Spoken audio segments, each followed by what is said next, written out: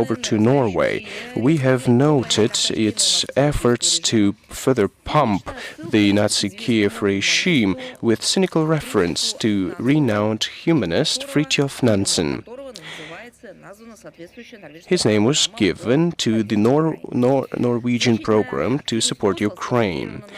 The activities of Oslo is focused on supplying Ukraine with UAVs as part of international foundations and coalitions and by dint of targeted tranches directly to Kiev. Moreover, Ukrainian instructors came to Norway and now they are training future Ukrainian and Norwegian drone operators.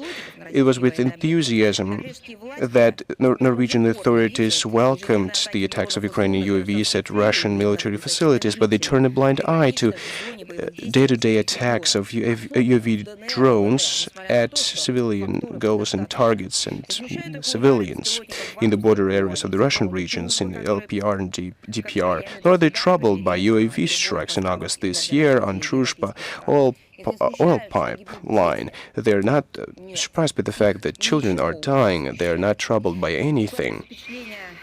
A distinct impression is forming that Norway has turned into a pseudo-peacekeeper, and it successfully uses the supplies of armaments to Ukraine and the problems of European consumers for its own enrichment solely, not as a country, but as a certain group, a cohort of people.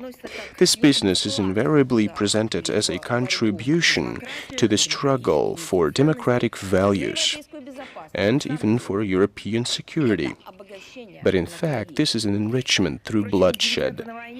But dividends through this war and double standards have become a new hallmark of Oslo. Another confirmation of that are state investment into Israeli companies.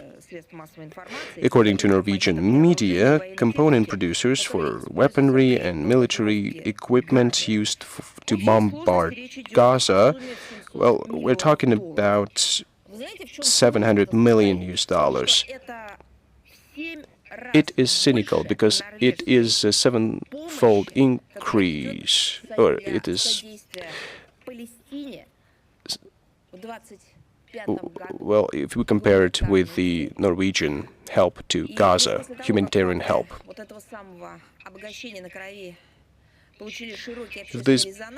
When viral, Norwegian authorities said that they would reconsider their investment. This pseudo-principled approach and consistency in defending international law, peace, and justice, following the statements and the actions of the Belgian authorities with regard to the Russian frozen assets. The Russian Foreign Ministry is doing everything possible to protect the interest of Russian citizens and legal entities that took some damage following the introduction of illegitimate and anti-Russian restrictions. We know about the efforts of the collective West to use every means possible to contrive a legal basis for the confiscation, or in other words, outright theft. That's not a process of freezing. It's not a confiscation. They're just stealing our assets, frozen Russian assets. It's especially cynical that our means are reinvested and serve as a good foundations for the budget of Belgium. They are also used to pump the Kiev regime with weaponry.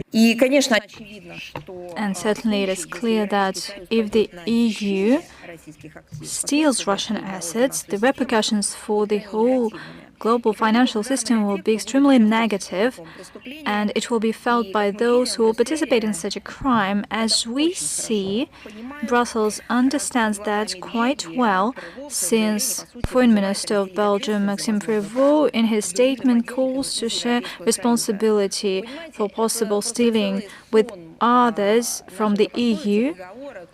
Well, that's just a a host of idioms and proverbs that we can use to describe the situation. Guilty mind is never at ease, and this is all self-revelating. We have repeatedly stated that we'll give harsh response to any unfriendly steps that have to do with attempts to deprive Russia of its property and sovereign assets.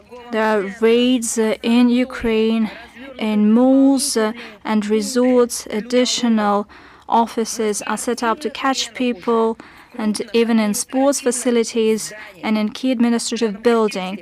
Against this backdrop, a noteworthy statement was made by Deputy Head of the Presidential Office, Pavel Palis.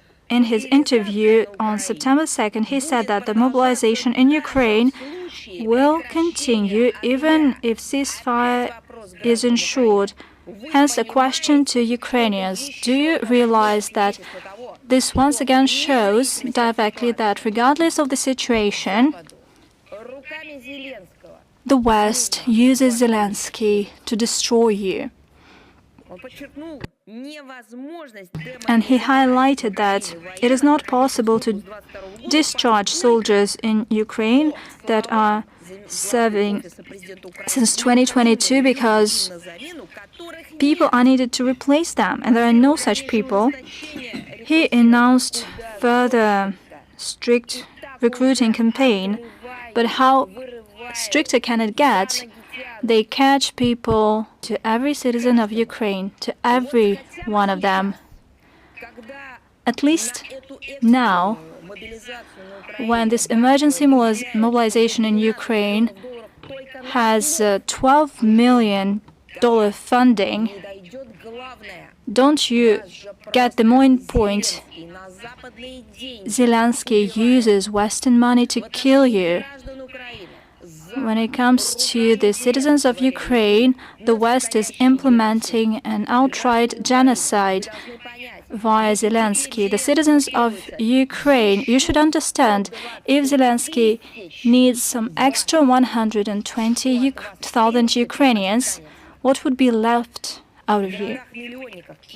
In major cities, in Kyiv, Odessa, Kharkov, Dnipropetrovsk, the recruitment offices work 24/7, and a question to Ukrainians: when will you realize that using Kolomoisky that robbed you all your life, another regime came to power, which is a tool to kill Ukrainian citizens via Zelensky, with the hands of Zelensky? Another round of threats to ratchet up sanctions against Russia. That's what the oath was about, and this was revealed by President Macron. However, no specific decisions were made. Well, it all looks like a black mess. By the looks of it, there was no progress on sending boots on the ground to Ukraine. For some reason, they showed their unwillingness to do that. The French leader simply stated that 26 out of 35 countries of the so-called coalition allegedly pledged to join the future mission, as they call it, to ensure security in Ukraine, including, and I quote, to be present on the ground, at sea and in the air. And they intend to do that, as it was told, once the ceasefire is ensured. According to experts, in reality, nobody except for London, Paris, and certainly the Russophobes from the Baltic states that gathered in Paris, nobody wants to send their soldiers as part of NATO invasion. And I believe that that's because they understand what will be done to them.